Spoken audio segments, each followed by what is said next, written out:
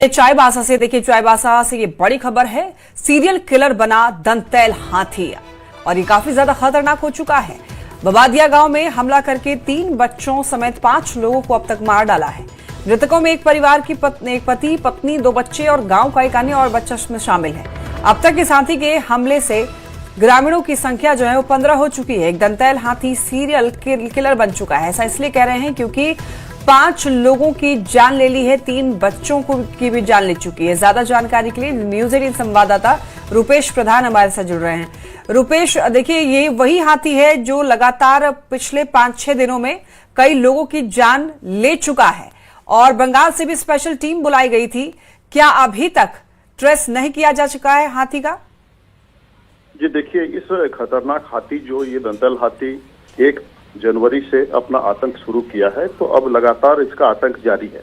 कल तक इस हाथी ने 10 लोगों की जान ली थी, लेकिन अब सुबह सुबह ये खबर आ रही है कि बीती रात को नोआमुंडी क्षेत्र में, कल तक गोलकेरा क्षेत्र में आतंक मचाया हुआ था और वहां से सटा हुआ जो नोआमुंडी वन प्रक्षेत्र है उस ओर कल वो मूव कर गया था और बीती रात को एक ही गांव में हमला कर 5 लोगों को ये मार डाला है, जिसमें कि एक ही परिवार के 4 लोग हैं, जिसमें 2 बच्चे और पति पत्नी हैं और उसी गांव के एक अन्य बच्चे को भी इस हाथी ने मार डाला है, कुचलकर मार डाला है। तो अब तक कुल 15 लोगों की ये हाथी जान ले चुका है। पश्चिम बंगाल से भी टीम बुलाई गई है, लेकिन वो भी वनकर्मियों के साथ मिलकर लगातार इसे ट्रेस करने का प्रयास कर रही है। रात के समय ड्रोन के माध्यम से भी इसे ट्रैक करने का प्रयास किया जा रहा है, लेकिन ये हाथी अब तक ट्रैक नहीं हुआ है। ये हाथी एक रात जहाँ घटना देता है, वहाँ घटना को अंजाम देता है, उसके बाद करीब 20 से 25 किलोमीटर इसका मूवमेंट दूसरी ओर हो जाता है, जिसके कारण भी वनकर्मी असफल रहे हैं। कल